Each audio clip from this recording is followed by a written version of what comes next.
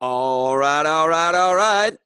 Joey Ramone said, "Hey ho, let's go." And that's exactly what we're going to do.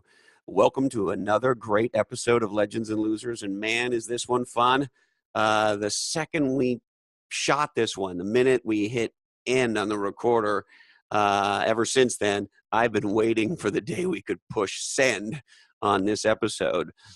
Because as a show that's called Legends and Losers, of course, we want to talk about how failure contributes to success, and this word that Colin and I invented we call losery. And so we know that it takes a lot of losery to be a legend, and there ain't no such thing as a legend who's not a loser. And so we've been waiting for the day we could do an entire show on failure and losing. And so that day is now. It is upon us. So special show on failure. And our guest today is none other than an entrepreneur, founder, and the curator of the Museum of Failure in Sweden, Dr. Samuel West. And I'll tell you a little bit more about Dr. West in a moment, but suffice it to say, we had a just a fantastic and fun, very, very fun dialogue. Now, a couple of things on failure and losing. Billy Joe Armstrong from Green Day said, "There's nothing wrong with being a loser. It just depends on how good you are at it," which I thought was great. Some high-profile losers, in no particular order or reason. Steven Spielberg, for example, to my knowledge, I think he's a fellow dyslexic. He got thrown out of school, or because of his poor grades, because of his poor grades, he did not make it to the University of Southern California, and he tried 3 times to get in.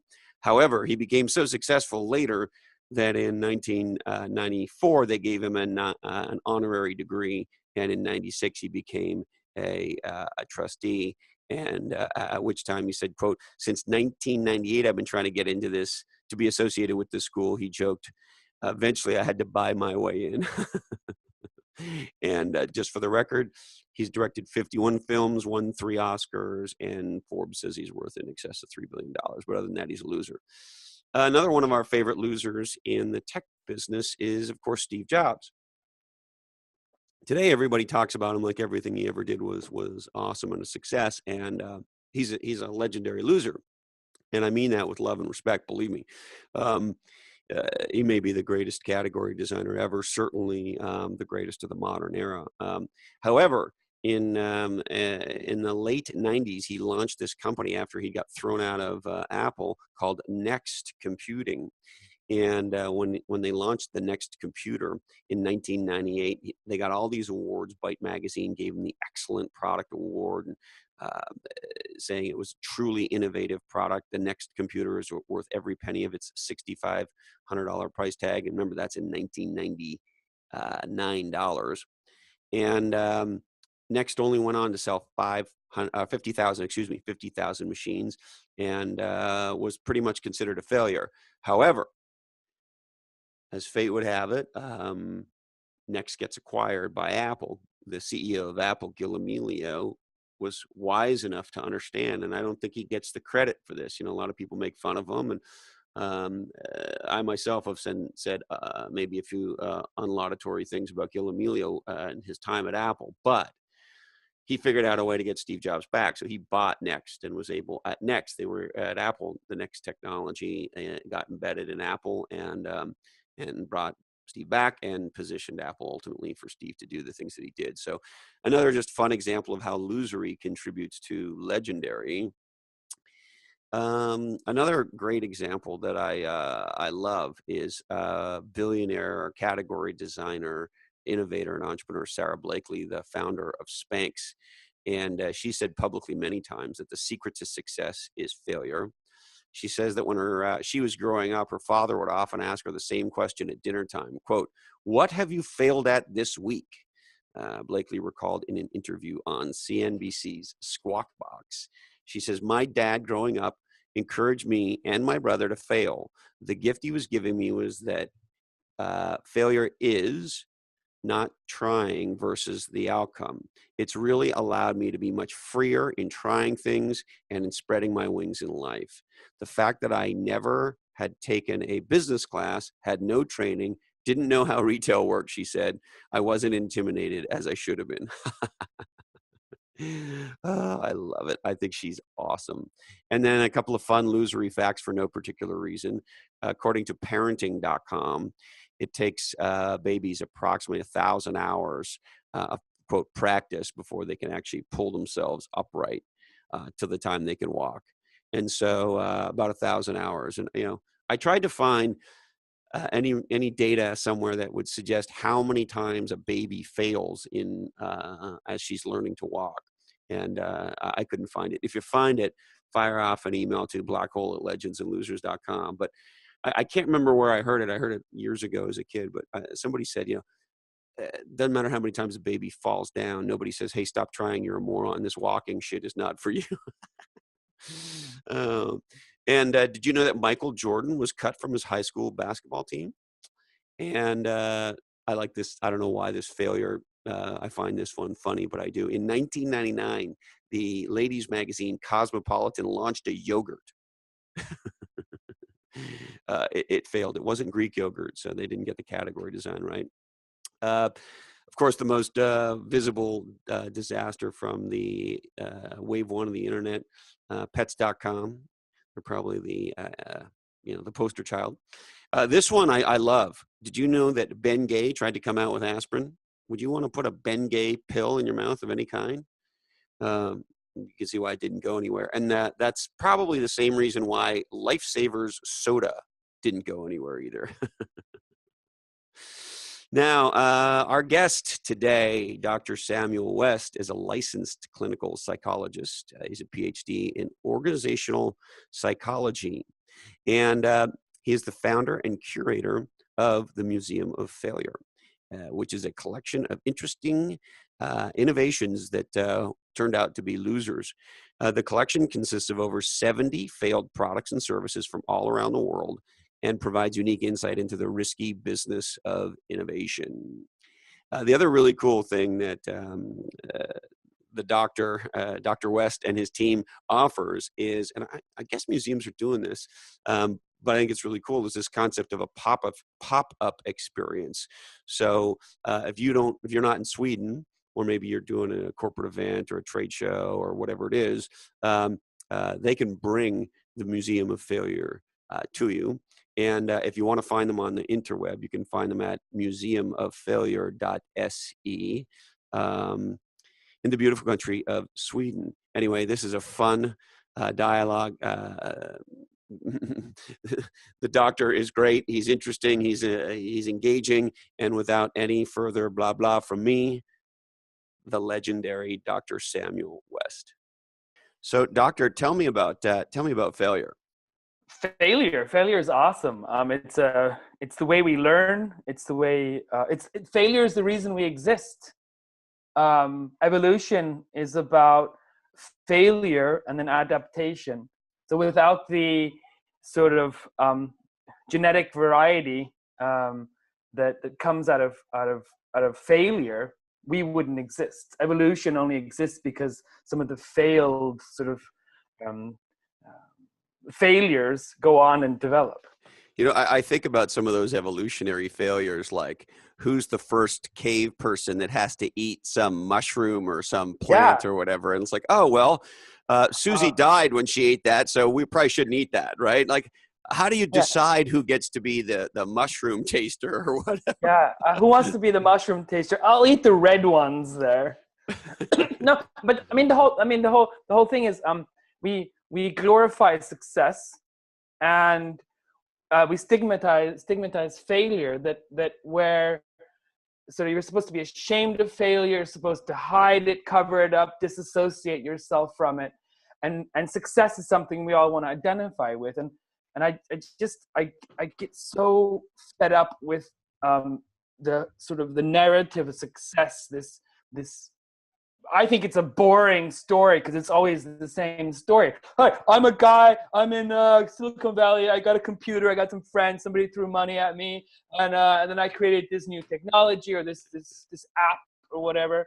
And then somebody, you know, I hired a bunch of people, and now I'm a millionaire. Look at me, I'm successful. And then from the glory of success, they say, yeah, I now that I'm successful, I can tell you a little bit about my failures. And I'm saying that's still kind of wrong. I mean, failure is everywhere. You learn to walk by falling down. You everything you know, you learn from failing. Sorry, I got carried away there. No, get carried away. but believe me, but by all means, Samuel, if there's one place in the world you can get carried away, it's a dialogue with me. And so, you know, I agree with you. Of course, you know, we named our show Legends and Losers, and our motto is you can't be a legend without being a loser. And, you know, so many people react in a sort of a strange way to even that concept. Why is it you think that we don't really talk about failure in an authentic way? I mean, my background is as a clinical psychologist, and I can't help but sort of bring that area into this whole discussion about failures and how we learn from failures or don't learn from failures because we're unwilling to accept it. And I think, I mean, you're a little kid, you spilled the glass of milk on the table. I mean, that's a failure in a way. You're not supposed to spill the glass. And we're learned to avoid anything that's sort of that deviates from the correct way. And then we get applauded every time you do something right. So I just took a shit and I can wipe myself. Oh, wow, that's great, you know? Nobody says, like, nobody gives you any kind of praise, compliments, or reinforcement when you do things wrong. And I mean, that's the natural course of things. I get it. But I think that is so internalized that it becomes who we are also as adults. And then you look at the school system, and I mean, early on, we're told and taught that do things right and doing it wrong is you know, bad for everybody, especially for you loser. And I think it becomes, I think we get sort of a conditioned response to anything that's called a loser or failure, mistakes, and we live with that, and then it gets carried on into organizations and into our lives in general. And it's amazing how we feel, isn't it, when we're attempting something, particularly with any kind of an audience or people people are watching, whether it's colleagues or whatever the environment. But if we know that we're doing something where we could fail and there's some number of people watching, it's incredible the anxiety it can create. Yeah. And so why is it not only do we not want to fail, but we maybe even more so, you tell me, Samuel, we don't want to be seen failing.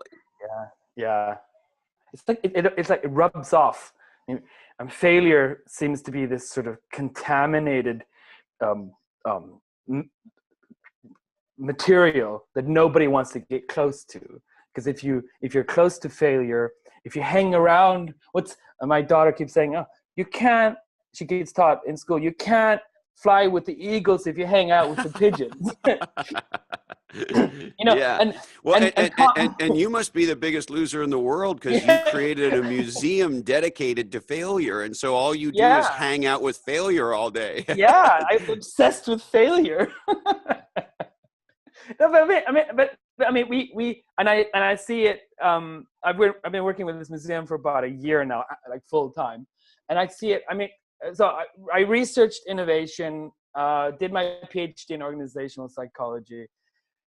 My clients, my organizational clients, they're the who of Swedish, you know, companies, and everybody's all happy and they like the whole concept of, you know, innovation cultures and learning from failure. It's all fine until you fail, right?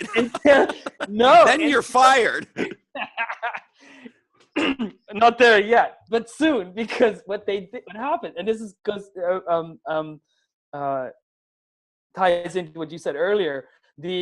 When I started the Museum of Failure, it wasn't Museum of Innovation, great examples, you know. It wasn't museum of show your awesome products here and show the world how awesome you are at learning from failure. No, it's Museum of Failure, period. Period. All these clients of mine, they don't reply to my emails. I know, I'm a persona non grata, you know? And Yeah. it's interesting. I never thought it would happen because I'm transparent about it. It's about learning from failures, not per se celebrating failure in and of itself, but saying, hey, when you fuck up, don't fuck up again by not learning from it, you know? Yeah.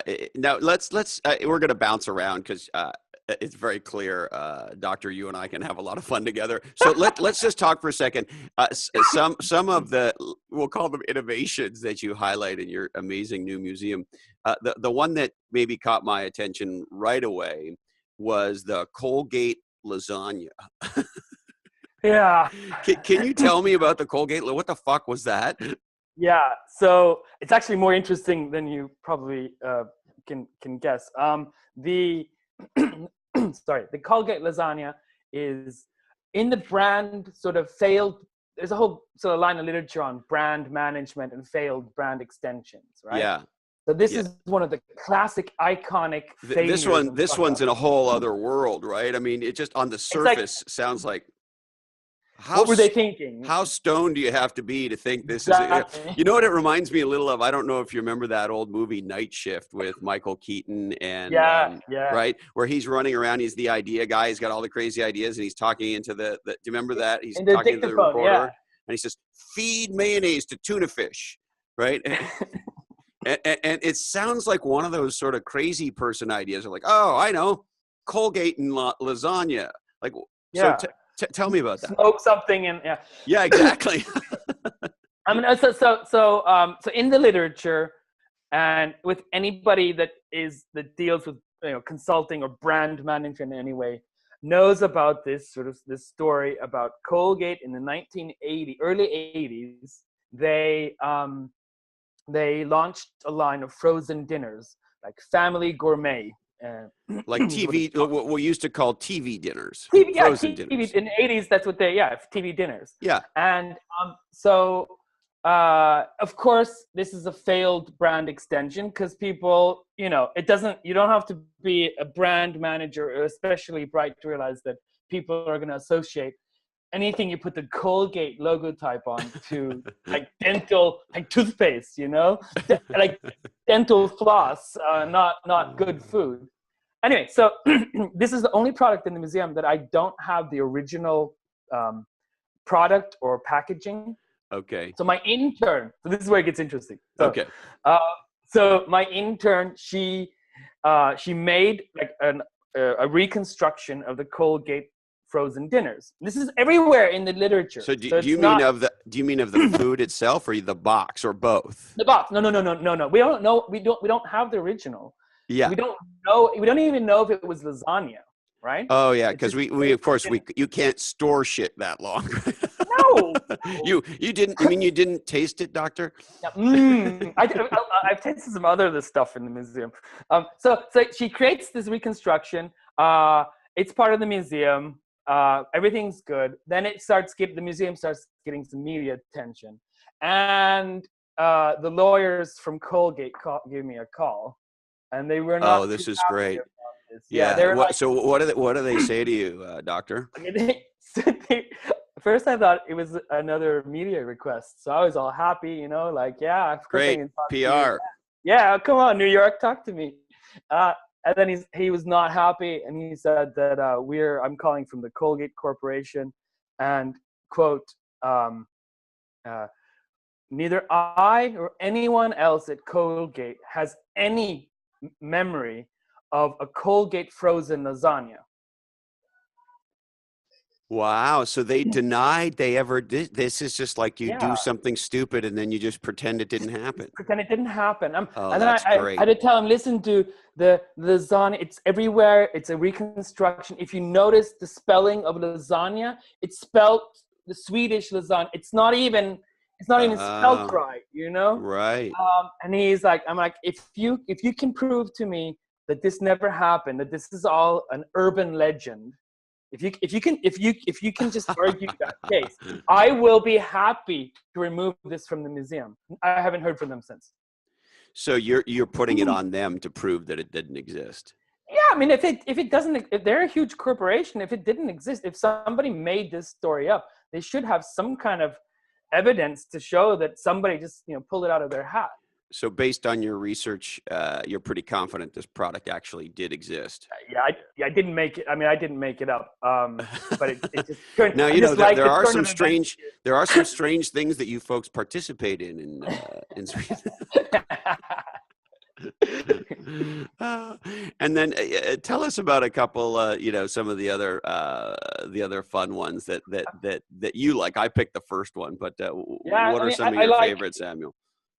Okay, I'll say, but most people who are not like in the innovation or sort of business development, R&D, or just not tech nerds, they like, I call them the silly products. They're products that should never have existed to begin with. For example, there's Bic pens for her, which you've probably heard of. Yeah, I saw that on your website. And do you know what the backstory is? Like, why would we need pens for her? Yeah, I mean, the backstory is that a huge French company, sort of multinational company that everybody knows about, they were going to launch a pen designed specifically for women, and they made this stupid decision. Had they just launched a line of pens in sort of feminine colors and glitter and all that would have been fine. I mean, nobody would have reacted. It'd be another stupid looking pen, right? Instead, they branded it as Bic pen for her, specially designed for women to use, right? So and it costs double as much as a regular pen. So, and they were claiming there was something different about women's hands or some ergonomic thing or something. Yeah, which obviously there isn't. And the backlash was enormous. So that's a pen, and the story there, the learning that the message that the museum conveys with that product is that are there no women on the innovation team at Bic? Is there no woman? Like, is there only a group of old men making these decisions? Or there was no females around to stop them? Is that what you're saying? Yeah. Why didn't somebody say, guys, this is pretty cool in the 1920s, but it's not going to work now? And then that's one of the silly. I have another silly product. It's not one of my favorite, but it gets a lot of attention, and it's the electric face mask. Yeah, I saw that on your site as well. It looks very, it looks like something out of a Freddy Krueger kind of a movie. It does. It looks like something Hannibal Lecter is going to. So what was it supposed to do? You put this very Hannibal Lecter thing on your face, and what's it supposed to do? It's a hard sort of plastic mask, and on the inside, you strap it onto your head. On the inside of the mask, there's electrodes, and you squirt some silicone, some kind of contact, sort of conductive silicone on each of the electrodes, strap it onto your face, and then you give yourself electric shocks to the face for about 15, 20 minutes. You do this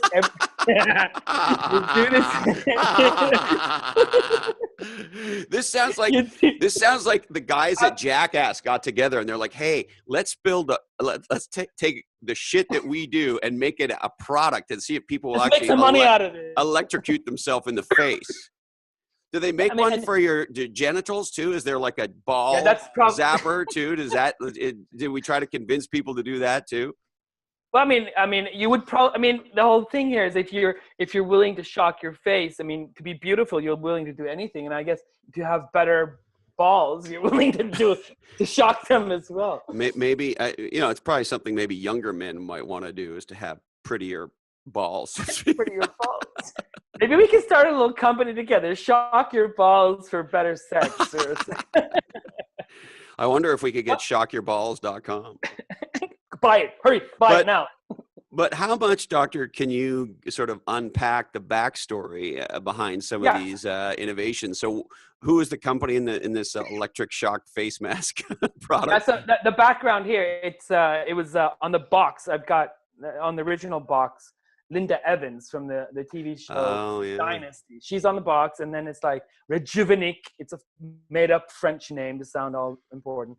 And then on the video cassette, the VCR sort of video cassette that comes along with the product, it says she looks into the camera and she's like, I congratulate you for making a very good investment, right? And then a reviewer wrote, it feels like 1,000 ants are biting me in the face. Anyway, so these are the silly products. So I mean, they're fun, they're interesting, but there's not really that much learning. So when you ask me which one are my favorite products, those are probably not the most sensational, but they offer the most fascinating story. And one of those is Kodak, and the other one is Blockbuster. All right, let's talk about those. Why don't we start with Kodak?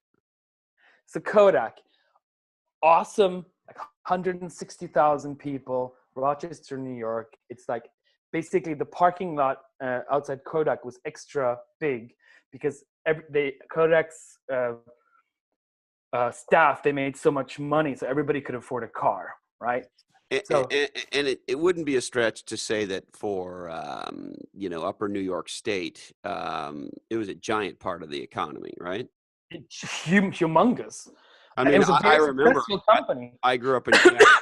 I grew up in Canada, and I lived in Toronto for years, and so Rochester wasn't that far. And back then they were one of the most storied brands out there, and a very innovative, respected company. And yeah, I mean, that's a huge amount of employees to be in a part of the country like that. It's not like they were hugely successful, and they were innovative. So there's nothing you can't. I mean, they have had a huge amount of patents. They they spent a lot of money on research and development. So they were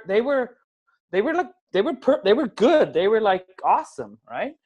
Yeah. So anyway, so fast forward a bit, 1970s, an engineer there at Kodak builds the first prototype of the digital camera. All right.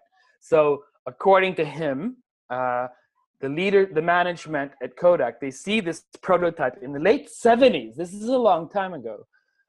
They see the prototype, and apparently they said to him, "That's cute. Let's not tell anybody about it." All right. And do you have a theory as to why? So they didn't. I mean, they didn't understand this immediately when they saw the prototype, but shortly thereafter, they understood. They made all their money by when people by getting people to print their film, selling film and printing film. The most profitable part was the printing of the images. So Kodak invented the digital camera. They didn't do much with it. The other companies caught up with them. Kodak understood, hey guys, we got to change this. So they started developing their own digital cameras, and they were kick-ass. They made the cameras for Apple. They made the cameras for other companies. The camera that I have at the museum, the DC-40, was the first digital camera for consumers, and it was a wild success. And Samuel, what year did that first digital camera for consumers come out? Do you remember? Oh no, I think it was. Was it? I'm gonna guess. I'm gonna say. No, I can't remember. Early 90s. Okay, so it's maybe late 80s or early 90s. So maybe earlier than one might. Yeah. No, I mean, it was invented in the 70s, so it took a while before it became consumer friendly. Sure. Anyway, so now Kodak is a badass maker and a pioneer in digital cameras. This is where they start fucking up.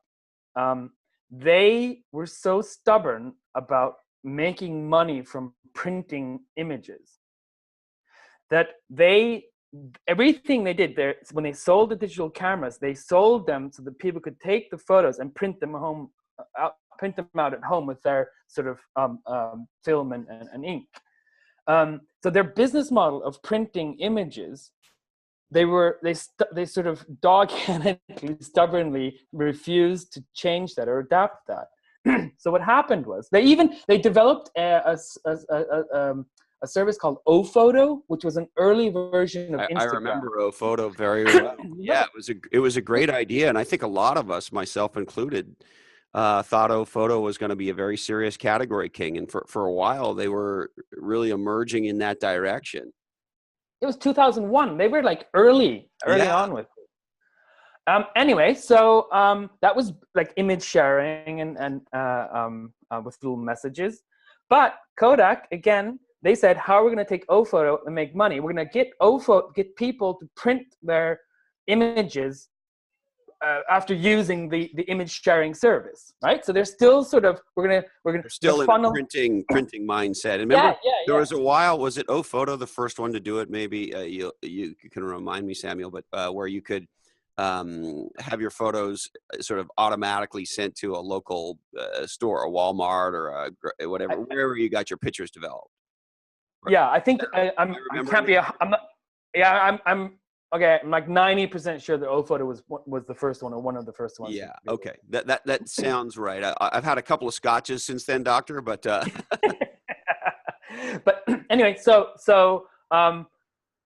fast forward a bit. They knew that digital was the future. They created a photo image sharing site that was good. I mean, I remember it as well.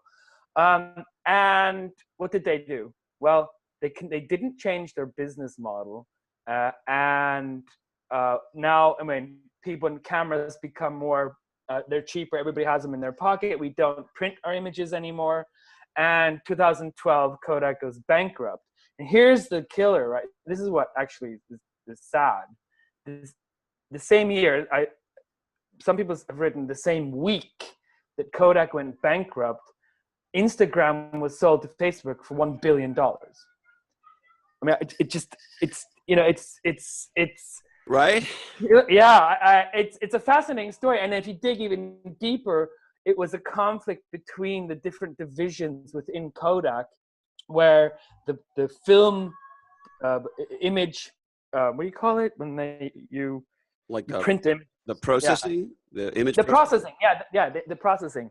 That division had the biggest budget and more prestige, and they were pushing, why we're not going to abandon our main sort of source of income. So it was complicated even within Kodak, but it didn't manage to adapt, even if they saw it coming in the 70s. And the amazing thing, of course, is pre-Instagram, I really believed and was kind of loud about saying that what made Facebook was photos and photo sharing. Yeah. And a lot of people said, oh, it's so much more than that. It's this, it's that, it's communication. I said, yeah, I understand all that. But the primary, differentiator that made the category and therefore made Facebook was photographs. And of course, when they bought Instagram, in my opinion, that completely validated what they did. And so to your point, Samuel, on Kodak, they're so far ahead in digital photography. You could argue, who knows, if things had been different, they might have been both Facebook and Instagram. Yeah. And even if those opportunities up, I look at photos today, and my co-host Colin is a professional photographer. And if you look at, for a while, Apple appeared with iPhoto to be sort of the emerging category king as the place to store photos. And then Dropbox sort of tried to do it. But the reality is sort of nobody owns sort of, if you will, the photo experience for consumers today. It's been abandoned by Apple. They've been a negligent, if you will, category king. And ironically, the whole space is open today. I don't know about you, but with my digital photos, I don't know how to deal with them. I don't know where I should stick them in the cloud, or what software I should use to edit them, or where, none of that shit is figured out. And no. I hate Apple iPhoto. I don't like Google Photos. None of them are any. I mean, it's wide open. Yeah.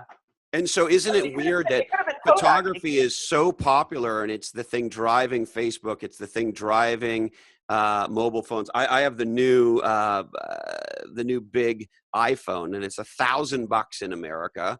And, it's got this super ding dong camera, right? And it's the camera they really focus on. And so I just find it incredibly ironic. Isn't it crazy that there's all this energy and innovation around photographs, but nobody owns the photographic technology space, so to speak?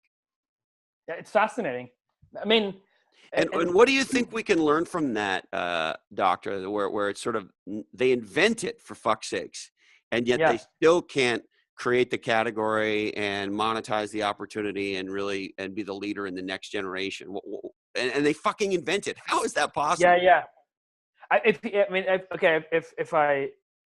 only worked with this museum for a year, but if I look at some of the other examples, I've got at least 20 different products, services where the story is similar to Kodak. Kodak is the archetype there, where you have a great product, you have a great company, and then there's disruptive technological innovation, and the company doesn't follow along. I mean, and what I think is pretty cool to see, for example, with Google, is that they throw money at all kinds of shit, right? All the time. And then they work more like sort of natural, like evolution, where they throw money at stuff, and then most of it flops, and some of them work. Whereas if you're a company like Kodak, they put invest everything, all their eggs in one basket, and they're so confident about that because they have so much money, and then sort of that basket is ripped apart. Oh, sorry, I was on mute. What is it about, a Google, or of course, the example that a lot of us like to talk about now, of course, is Amazon, and how they've been able to continuously pioneer new categories. And of course, AWS being the most extraordinary. But I think people also forget, because it seems so obvious now. When they did the Kindle, that was not obvious.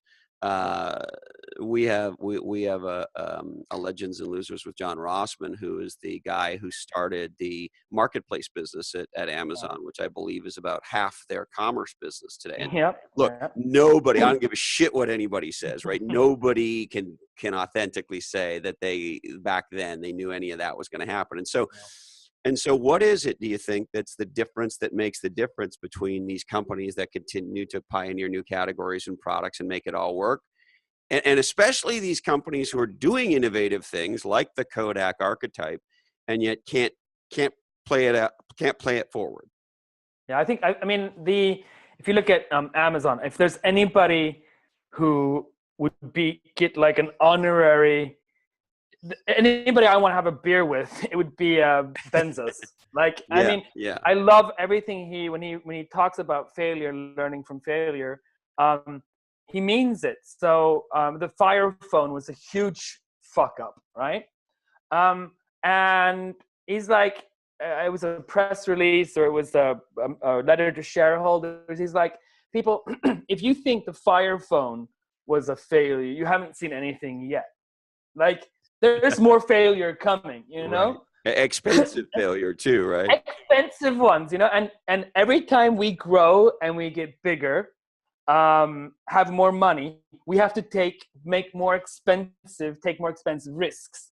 So, and that I think is the key, whether it's Google or Amazon, or whether it's a smaller company, or whether it's a radio show or a researcher, anybody, small or big, if we're not willing to experiment and try new things and test, what works, what doesn't work, and willing to take that risk every now and then, we call it experimentation. Because if you do an activity, the outcome, that's not experimentation. It's only experimentation when you do something, you invest time, money, whatever, prestige. You don't know what's going to happen. You hope something will happen, but you're not sure. And that's what I think, or I'm absolutely certain, when I see these companies that don't innovate, who fail, that Kodak is an example of, that they weren't willing to invest in experimentation in early stages. And is that really the key, that you got to experiment through the whole cycle? So it's not enough to just build the cool new product. You've then got to now experiment with what it's going to be in the world. Exactly, and continue to experiment. And then once you start getting complacent about the whole, your whole situation, your market share, that's where you start to make the big mistakes.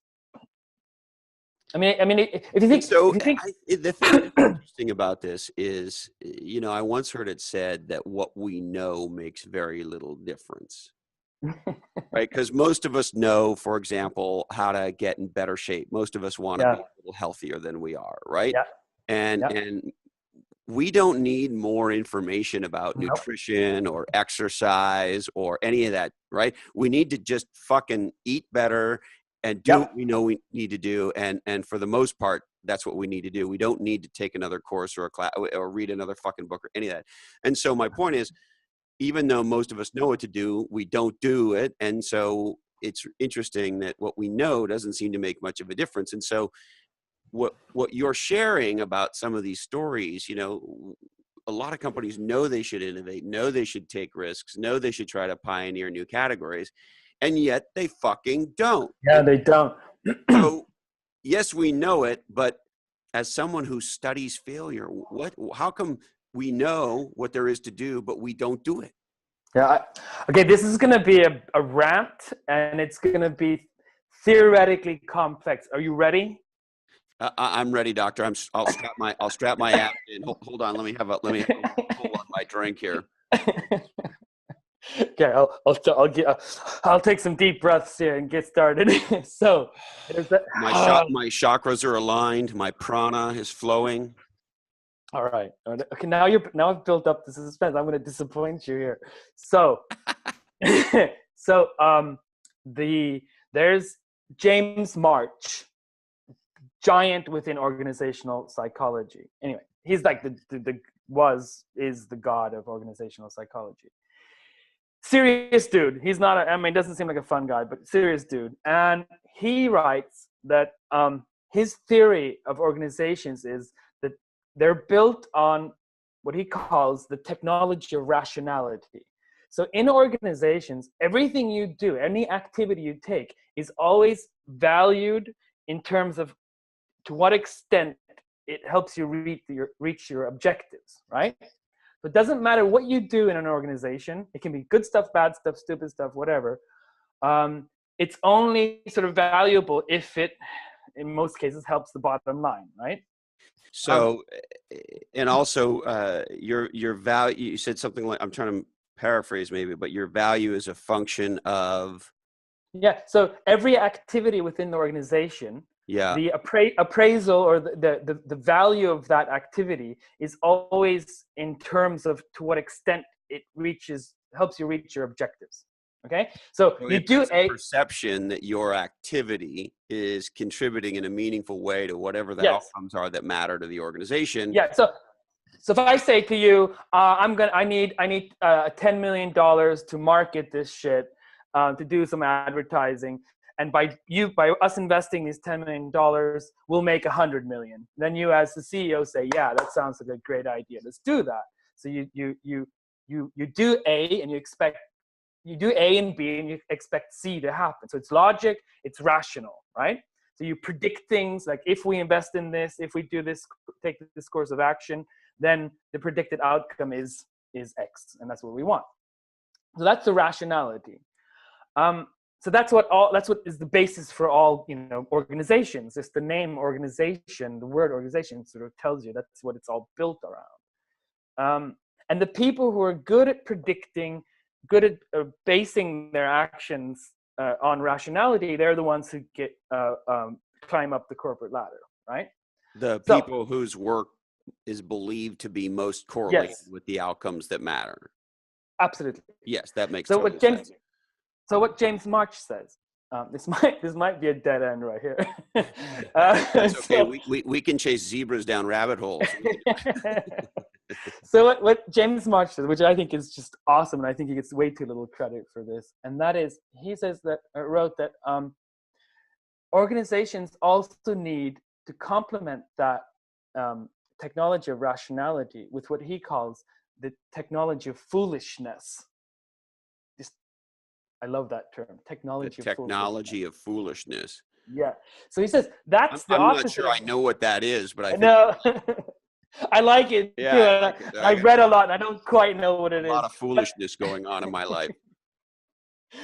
And so he says sometimes organizations need to balance this rationality, this exploitation, production, efficiency, everything that makes a company profitable, with activities for which there's no good reason.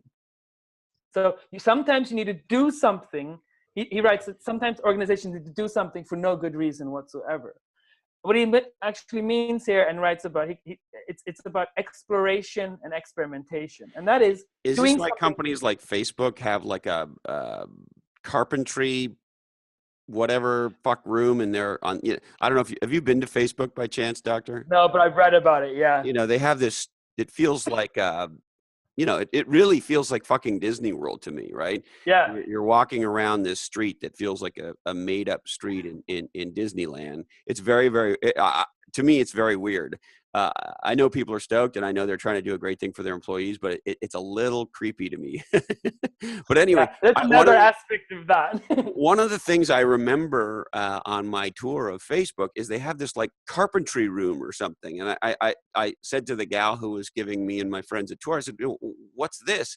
She said, oh, if you want to just take a few hours off in the afternoon and do some carpentry, then you can go do that here. And I'm thinking to myself, what the fuck's going on in the world where our company is saying, hey, just don't, if you're an engineer, don't write code, or you're a salesperson, or you're a marketing, just fuck off this afternoon and do some carpentry. I mean, I love it. I mean, I guess it works. They're one of the greatest companies in the world. So what the fuck do I know? Yeah, and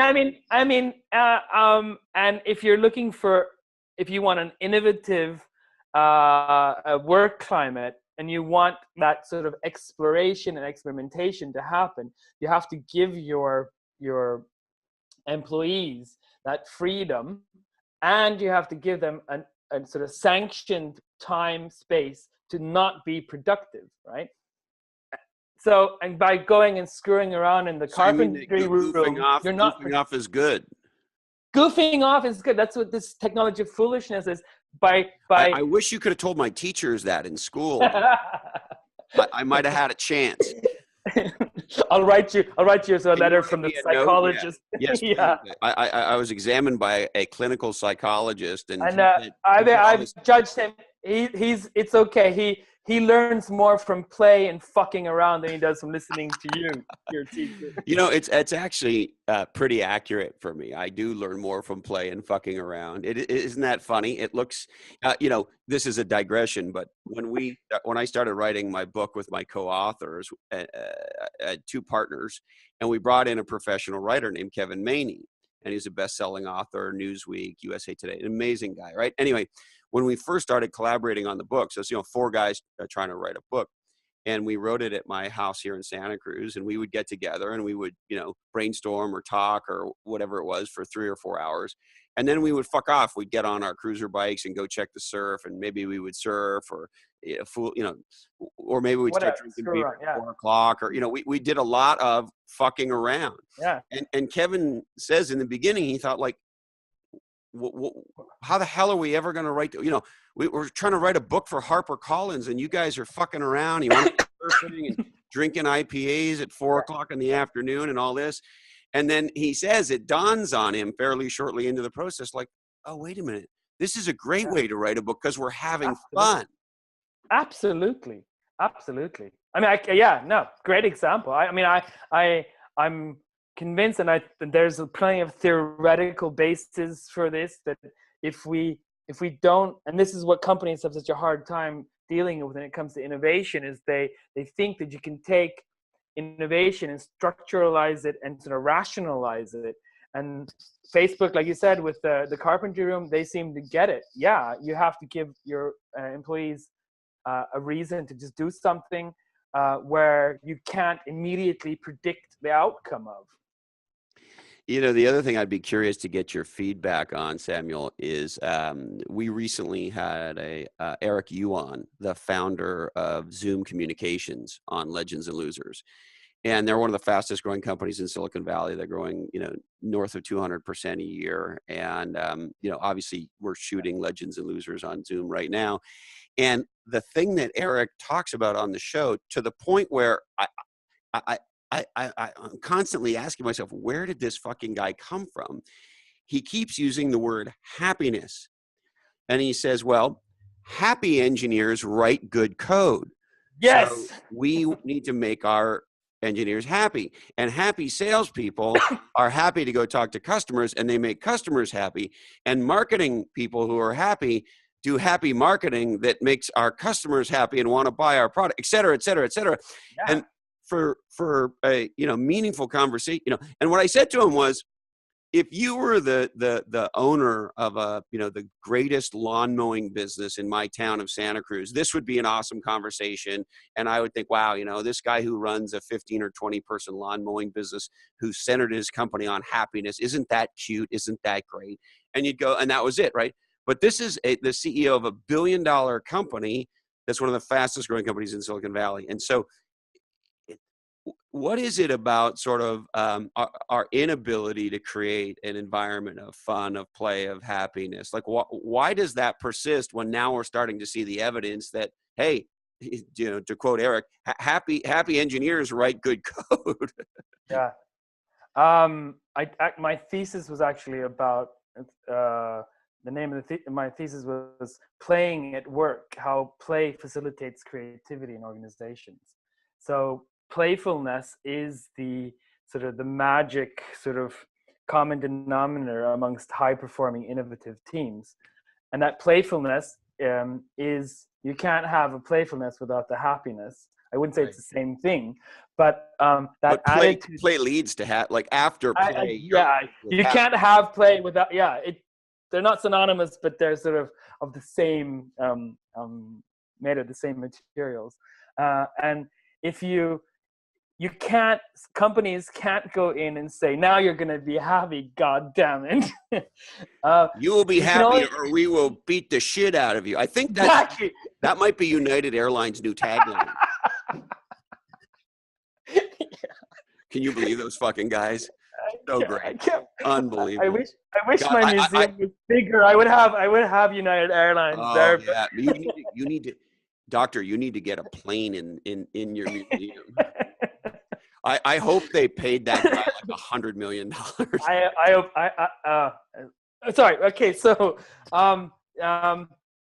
so if you have a playful attitude towards your work tasks and towards your colleagues and towards yourself at work and your profession, if you have some kind of distance, so you don't take yourself too seriously, that's when you allow yourself, because in play you're allowed to fuck up.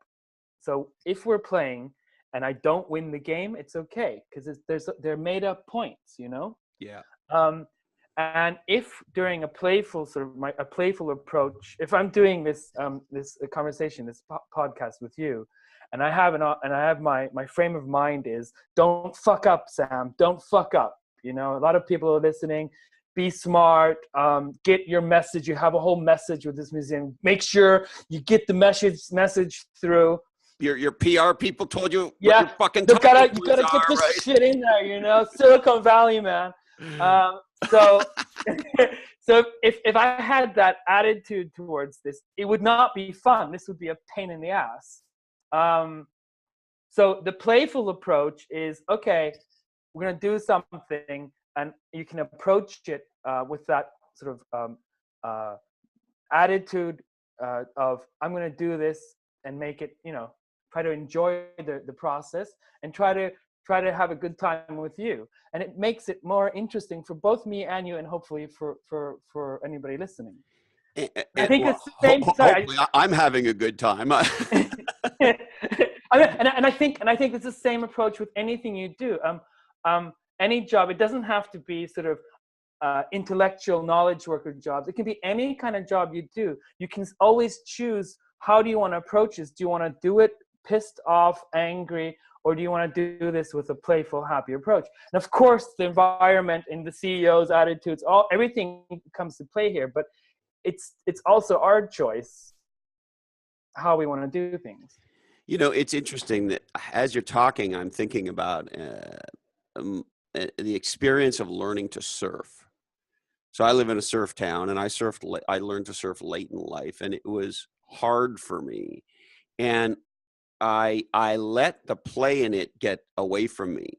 I so badly wanted to surf. I wanted to jump to the head of the line, so to speak, and catch up to my friends who were lifelong surfers, because I wanted to be with them. And so I just went at it really hard, and I kind of beat the fun out of it, right? Yeah. And it wasn't until a friend of mine, actually the co-host of Legends and Losers, Colin, said to me, hey, surfing's fun. And there's a mantra in surfing that many people share that says, the best surfer in the water is the one having the most fun. And so when I brought play and fun back to it, and I said, look, I'm never going to be Kelly Slater, the greatest surfer in the world. I'm never going to be one of the cool kids, because whatever, I just had to surrender and just go back to the beginning and just play. And so now, Sam, when I have friends who will come visit and they don't surf, and maybe they're not going to be surfers, they're just here visiting, but they want to go surf. And try it out. Well, yeah. And it turns out, of course, that there's a way to take somebody in the water and just have fun with them. And even if they never surf again, you can push them into waves and take them to the right place. And here's my point. They will have a shit ton of fun falling off waves. Yeah. And getting rolled around in the water. And, they may stand up, they may not, they may get to their knees, but if you create the right environment. I had a group of executives here with a great organization called GoBundance not that long ago. And I took them out surfing, and we brought one of the best surf schools in Santa Cruz, Richard Schmidt Surf School. And the two guys we had with us were just awesome surf coaches. And, I was out there too, and we were just pushing guys in a wave and high-fiving and yelling and screaming and laughing. And what it really brought home to me was they were failing on every wave. They didn't know how to surf. And everybody was laughing. And at the end, in the expression we use in surfing, doctor, is stoked. Everybody was stoked. And yet on one dimension, you could argue they all failed for the last 2 hours in the water. And they had this great time. And the reality is they didn't fail. They had a great time, and they got up, and they learned whatever they learned and like that. But because the context was fun and play, everything worked. Yeah. And I'm sorry, but just to add to that, if you would take a group, the research nerd in me is like saying, if you would take one group of people, you take them out and have fun for 2 hours of falling on their asses, occasionally getting up on the board and having a blast, versus another group that you would go out there and try to have as much fun. It would just be the same people, but the focus here would be on technique and learning how to surf. I bet you that group A doing the fun would have learned much more from the process. Yes. It's incredible. And I'm embarrassed, but I forgot that in my surfing journey. And when I sort of gave up and left surfing for a while, and then ultimately it just kept pulling me back. When I came back and I reset myself to the mindset you're describing, everything fell into place. And I stopped caring about, was I on the cool board? Was I surfing the super ding dong challenging waves or not? I forgot about all that stuff. And I said, the best surfer in the water is the one having the most fun.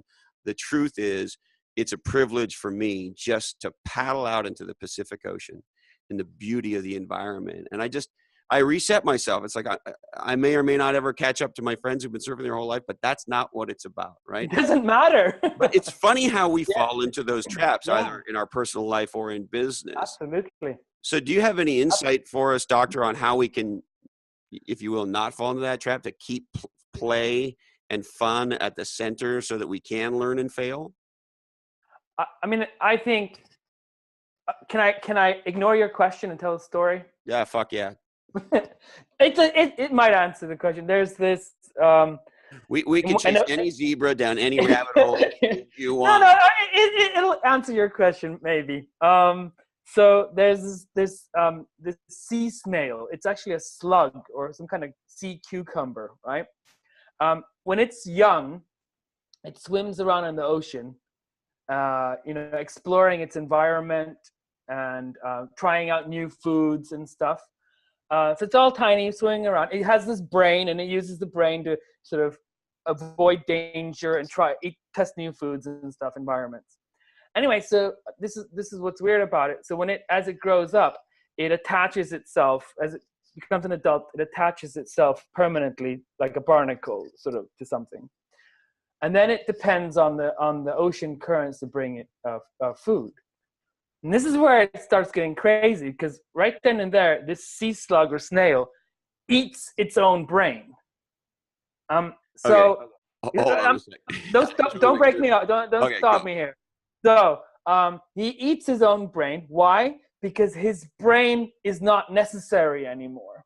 So once he stopped experimenting and exploring, He doesn't need a brain. And if you look around, you know, I at least work with people who seem to have eaten their own brains because they don't experiment, they don't explore anymore. So for me, that's a great illustration of why we need play, we need this experimentation, we need this exploration. Otherwise, you know, we can eat our own brains. I love that. I'm going to borrow that story because it's You take it, steal it from me. You know, I'm reminded of an old. I'll give you all the credit in the world. I don't give a shit. I love you. I'm reminded of that old expression you might remember. You know, some people have 15 years of experience, and some people have 1 year of experience 15 times. Yeah, exactly.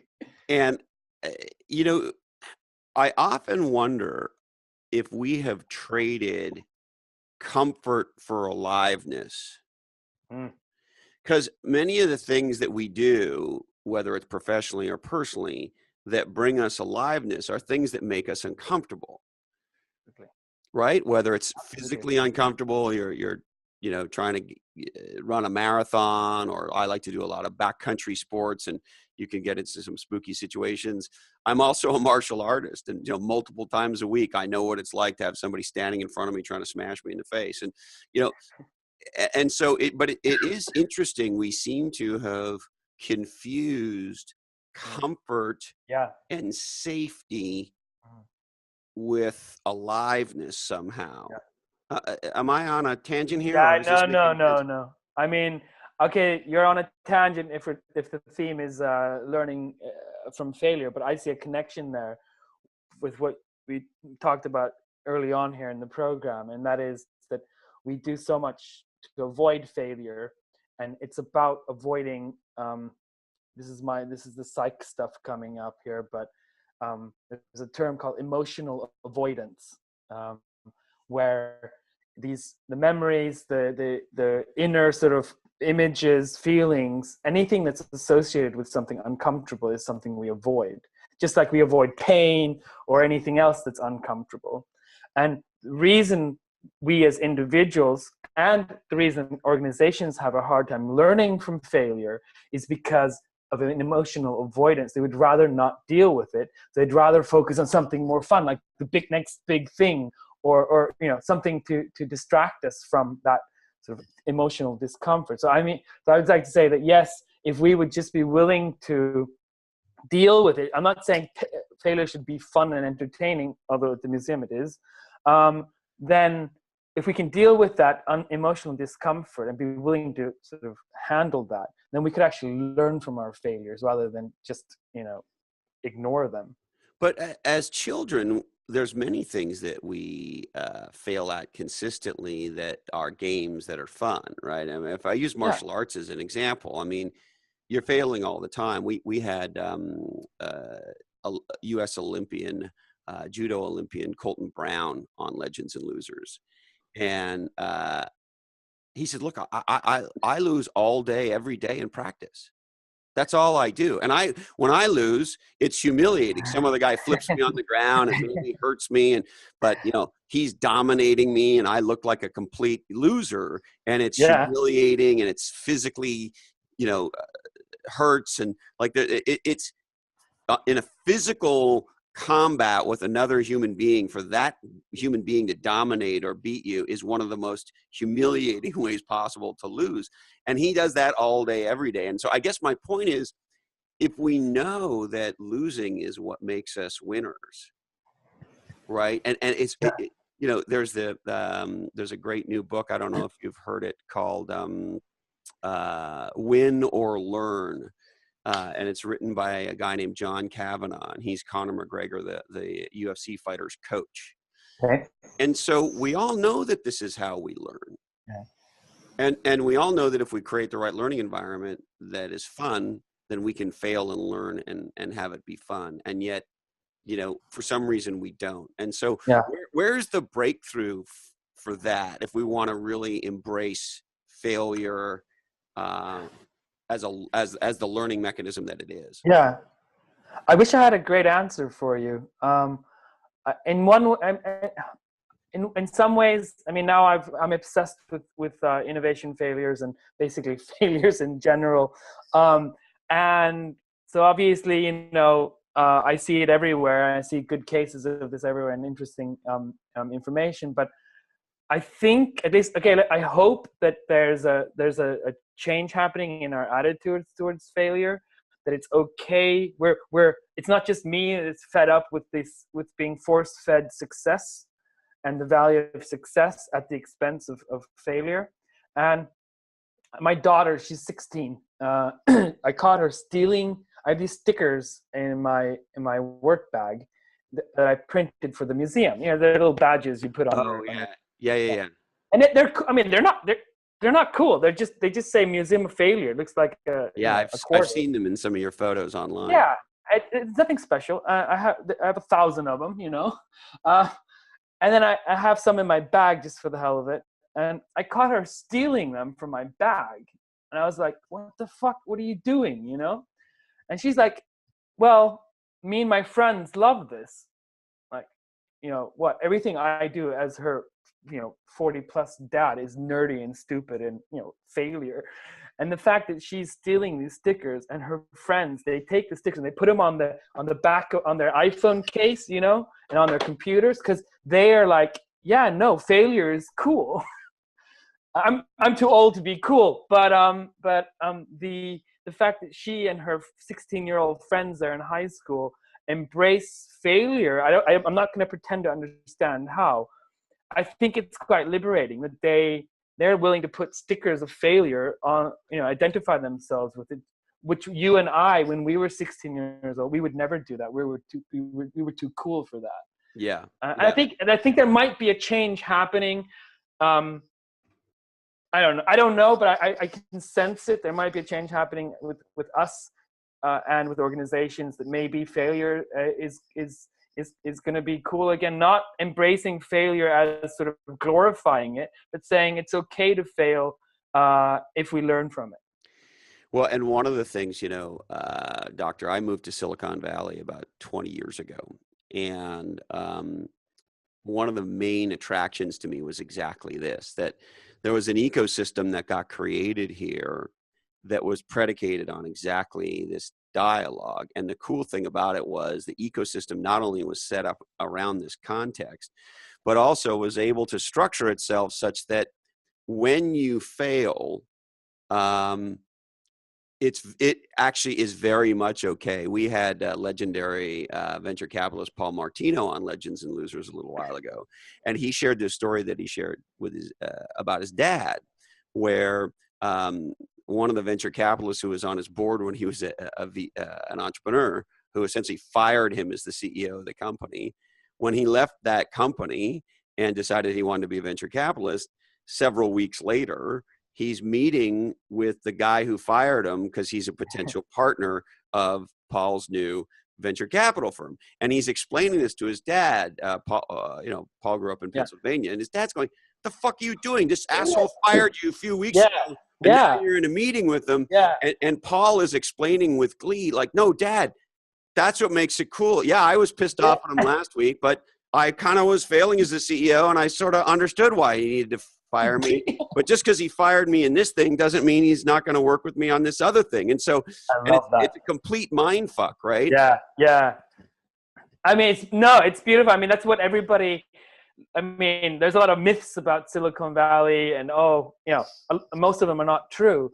But this is probably one that's not a myth. I mean, there's an attitude of accepting failure and embracing it, and it not being held against you, that other areas, countries are really want that innovation culture, that openness, but they are not willing to do so at the expense of actually embracing failure, like Silicon Valley does. So that's something. There's some magic going on. It's that. Yeah. The interesting thing about it, at least for me, is most of the folks that I know in Silicon Valley have both public successes and failures. Yeah. Yes. And so I have a good friend. I won't mention the specifics because it's not appropriate, but a good friend of mine who's had tremendous success. Just had it, not a failure, You know, he was the CEO, sold the company for by Silicon Valley standards, a reasonable outcome, but not a good one. Had top tier venture capital, had a really big opportunity. And anybody who knew anything about the aspirations for this company would know that the price that it sold at and who it sold to was a far than optimal outcome. I don't know if you call it a full on failure, but it was certainly not great, right? It could have been much better. Yeah. Yeah. Now, here's the interesting thing.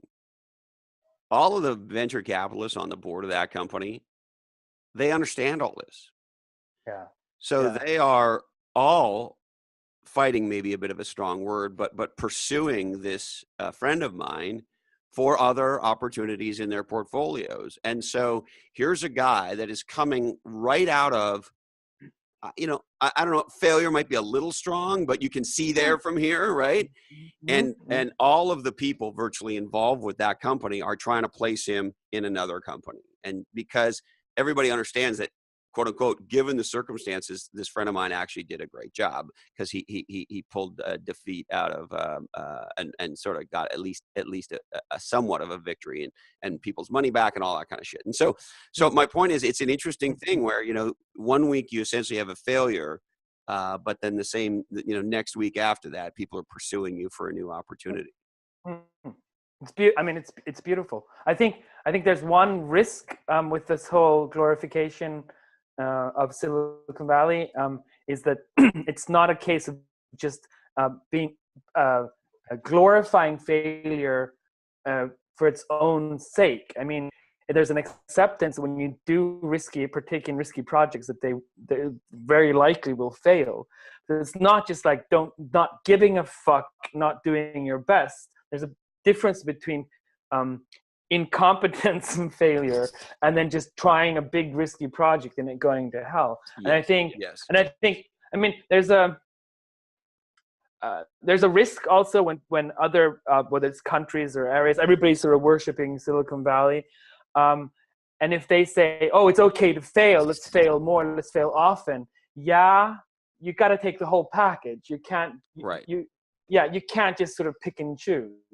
And I think in the products in the museum, I mean, they're from all over the world, but I mean, they're predominantly from Europe and the States.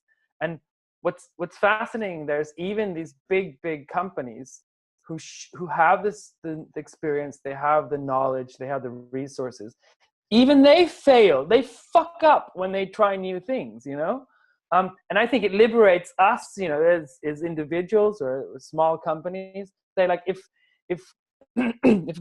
Coca-Cola and Google and all these sort of massive companies, if they can fail, then so can we, and it's not going to kill us. Now, I'd love to know a little bit about your personal story, how you ended up in Sweden, and how you ended up being the curator of the world's, to the best of our knowledge, you tell me if I got this wrong, the world's first museum of failure. Dr. West, could we put you under the microscope a little bit and absolutely and hear a little of your backstory?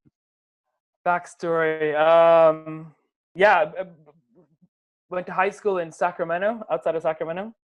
Where, out of curiosity? If I tell you, you're gonna laugh. Well, we've been laughing this whole time. It's got 2 stops on the freeway. Woodland, California. Woodland, yeah.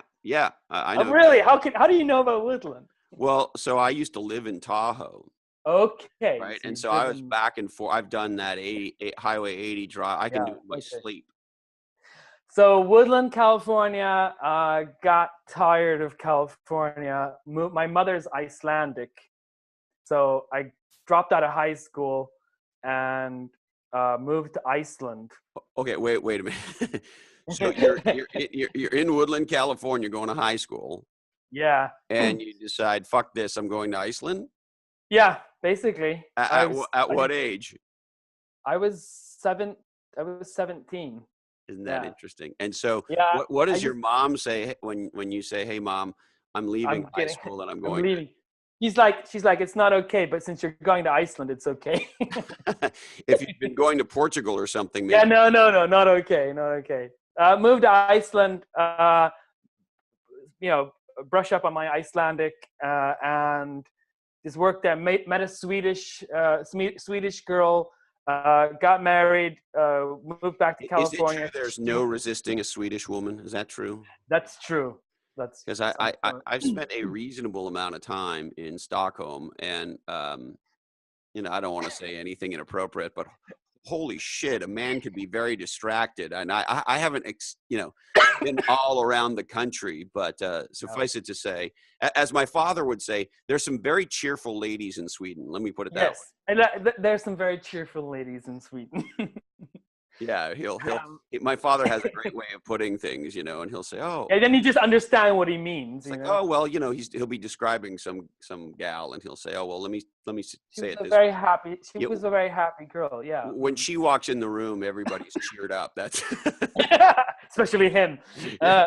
So she cheered you right up. Is that what happened? Yeah, she cheered me up. We moved back to California. She hated it. And Did you move back to SAC? Is that where you went? yeah, that's probably why she hated it.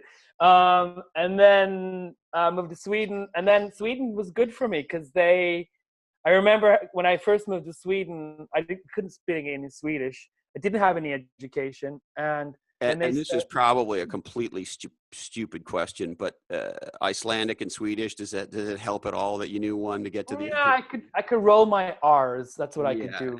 they're both Vikings, right? Yeah. I couldn't understand a word of Swedish. Yeah. Everybody made fun of me. But Is it true that the word in Swedish for brassiere is stop them from flopping?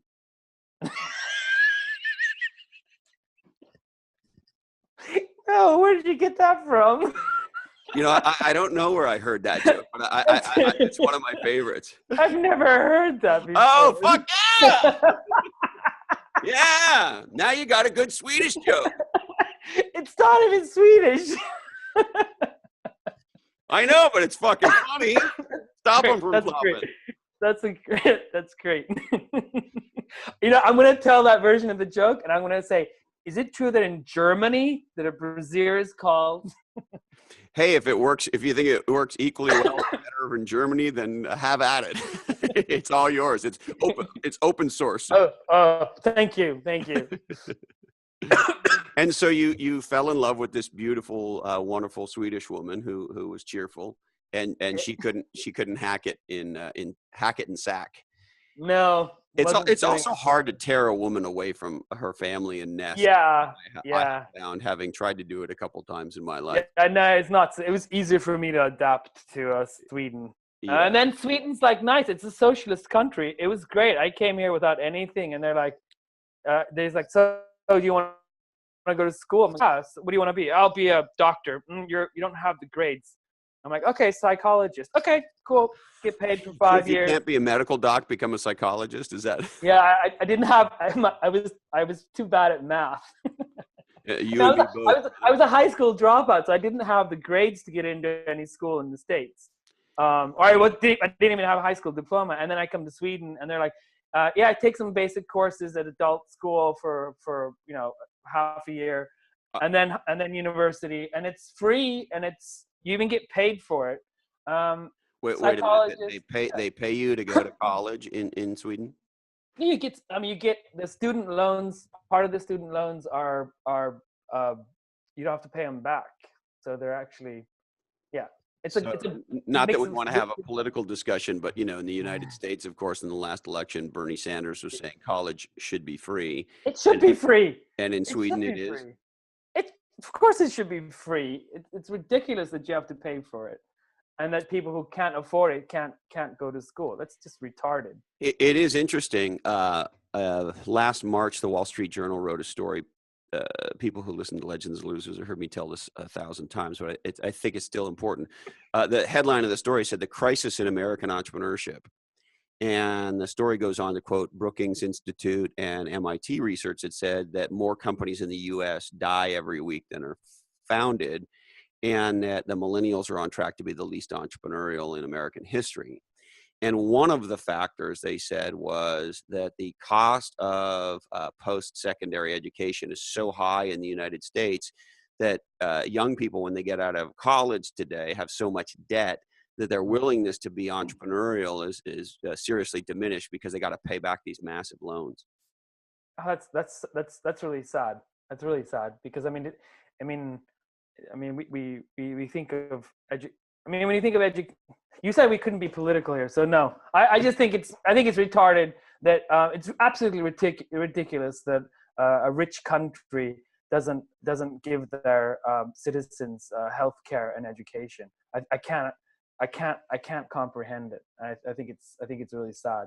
And I mean, for my own story of Sweden, I mean, I didn't have any opinions of socialists government or I didn't even think about those things. But when I came to Sweden, I just feel this really sincere gratitude towards Sweden of saying, hey, yeah, you're welcome here. Here's an education, and then you work as a shrink, and I paid 50% taxes, but I'm happy with that. So other people can go to school. I got it for free. They should get it for free.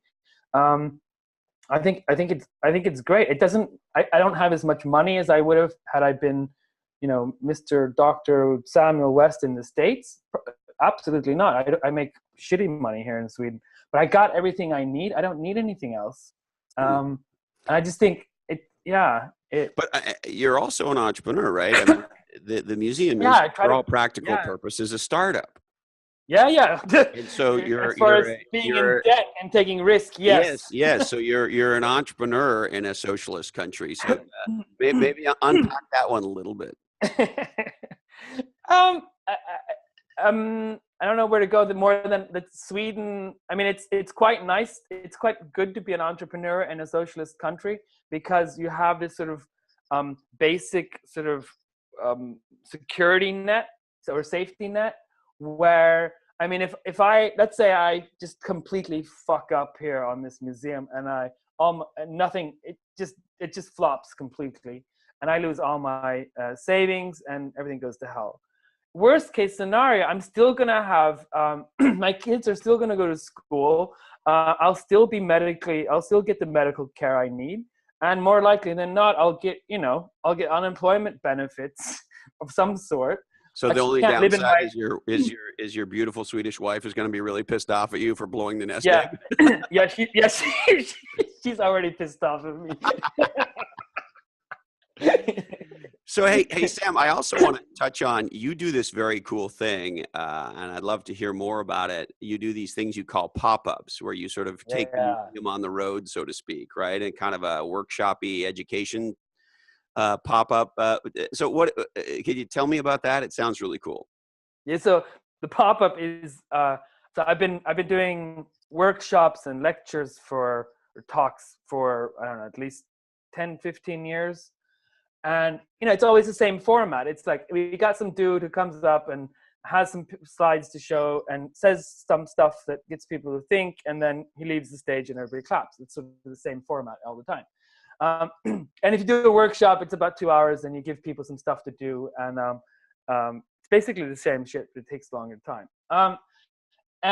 Anyway, so I was looking for a different format to convey what I want to, the message that I have with the museum, and I thought, like, why not just bring the museum to these conferences? So I created a pop-up museum, which is 9 sort of selected products from the museum that's sort of wide spectrum, so it's not just tech stuff. And the museum is just these 2 big walls with texts and products built into the wall. And instead of me standing on stage babbling, people can come and have a sort of museum experience at the conference. It's awesome.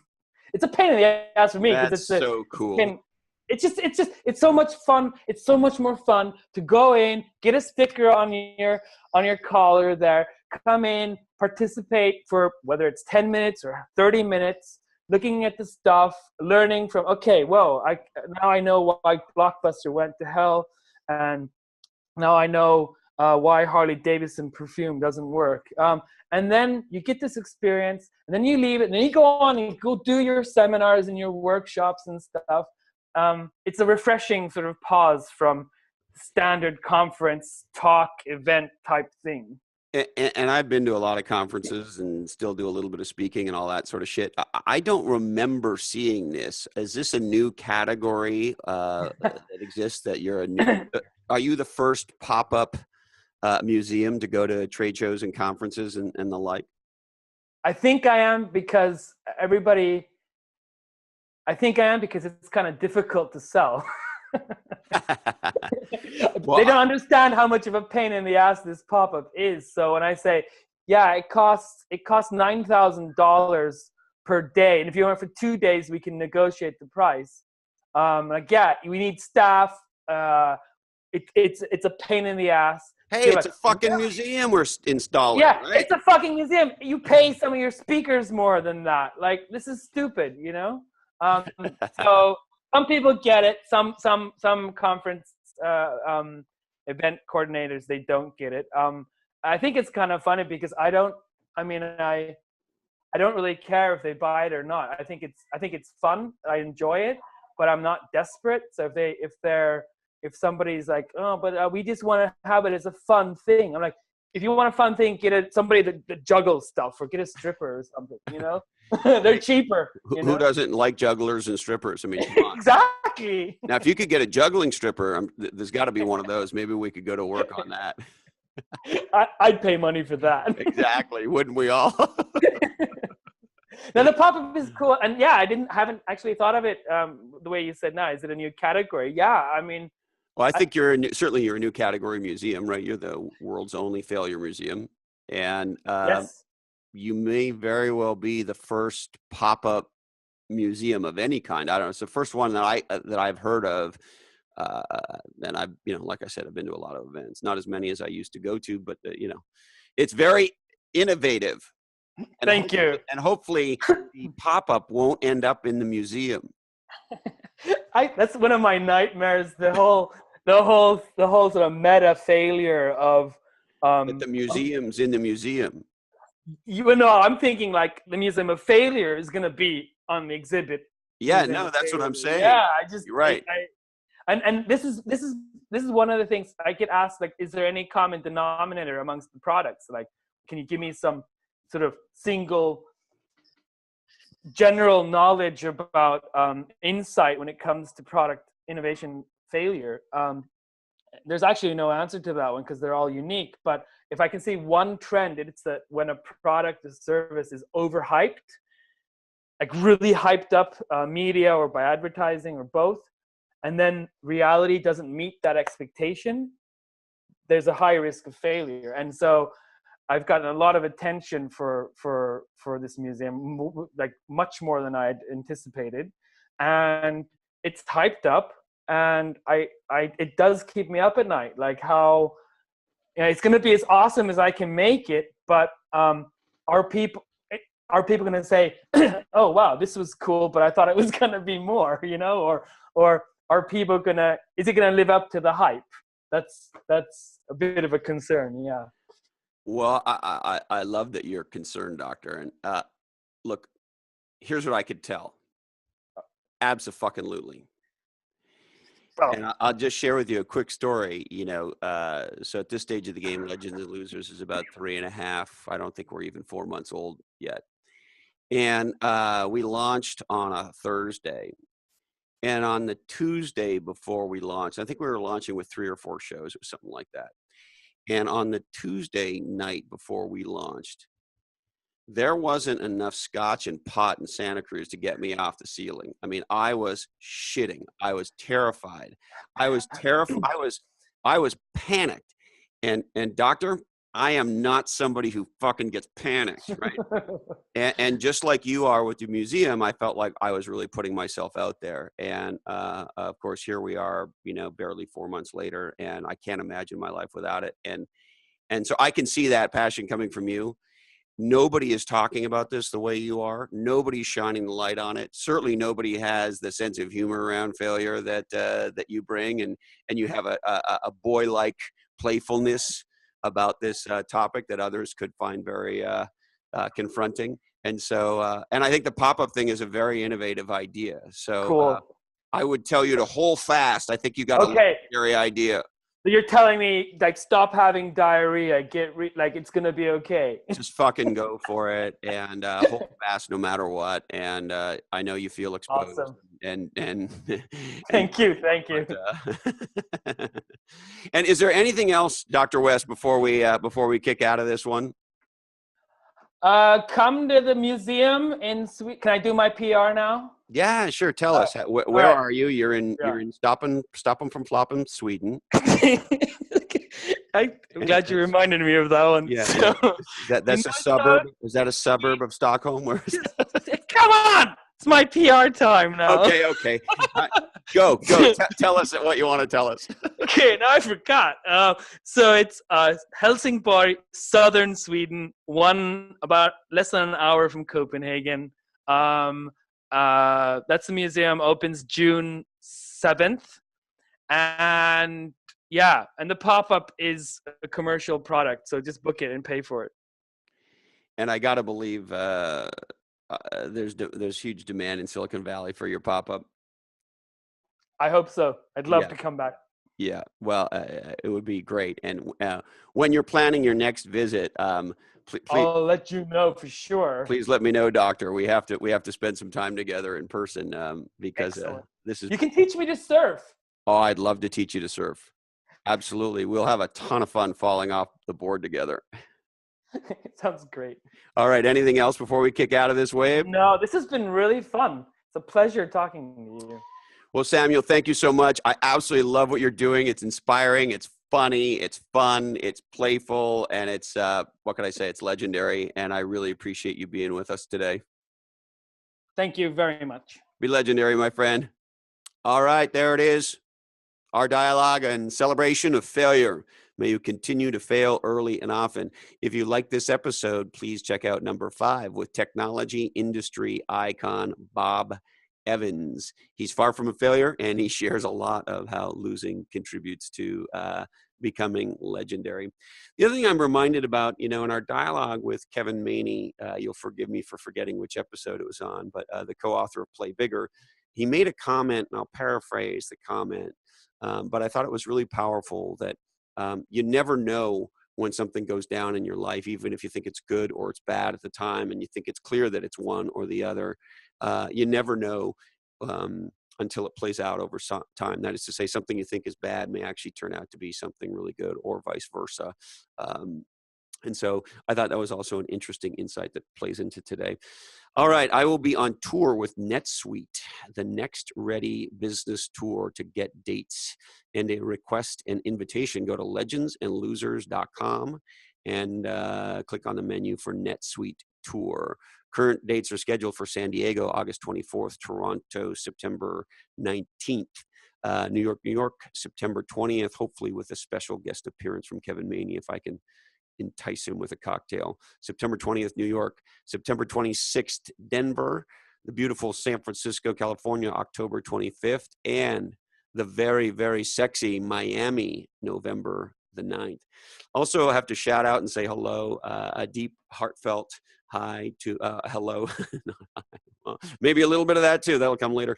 To Ingegard Rekestad, an old dear colleague of mine from the Mercury days, and she's a legendary marketer, and I think she's our biggest fan in Sweden. Actually, I don't think it. I know it because she told me, and I'm so heartwarmed, Ingegard, to hear from you, and that you are A, enjoying Legends and Losers, and B, you're making us a hit in Sweden as well. Please subscribe on iTunes, Stitcher, or YouTube. You can find us on the interweb at legendsandlosers.com, facebook.com/groups/legends and losers. You'll be finding us doing a lot more live events there as well. So if you join our group, facebook.com/group/legends and losers, you'll know more when we're doing live Facebook events. Twitter @legends losers. And again, the email is blackhole@legendsandlosers.com. We would like to thank Equity Directory, connecting startups to the talent and resources they need. to build a legendary business. HarperCollins Instant Classic, Play Bigger, How Pirates, Dreamers, and Innovators Create and Dominate Markets. Our good friends at onelifefullylived.org, the nonprofit that helps you dream, plan, and live your best life. PursuingResults.com, producers of legendary podcasts. NetSuite, #1 in cloud ERP. Mayo Technology in San Jose, California. Mixed method recovery. Manny the Mechanic will put you back together. Tequila, make tonight unpredictable. Dominican Hospital in Santa Cruz, California, part of the Dignity Health Network. Hello, Human Kindness.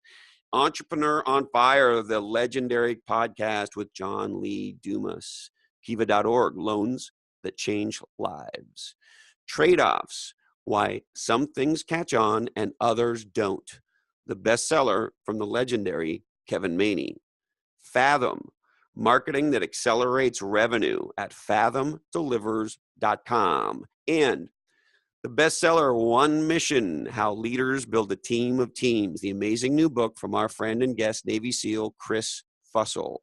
We'd like to remind you that today's information is provided to you solely for informational purposes. This oddcast is the sole property of the Legends and Losers Oddcast Network, and we would love it if you shared the shit out of it. We must warn you that this oddcast is produced in a studio that does contain nuts. Teach girls to write software, support your local losers, listen to Chris Cornell, God bless Jack O'Neill. We hated United Airlines before it was cool. If it's worth doing, it's worth doing wrong fast. And when you're done listening to this show, please be kind and rewind. Never forget the sage words of Yogi Berra, who said, "We made too many wrong mistakes. Introduce 2 people you love to 2 podcasts you love. And don't forget, this podcast really ties the room together." That's it. Our apologies to Greg Clark, CEO of Symantec. Sorry, Greg. We just ran out of time for you. Be legendary, my friends.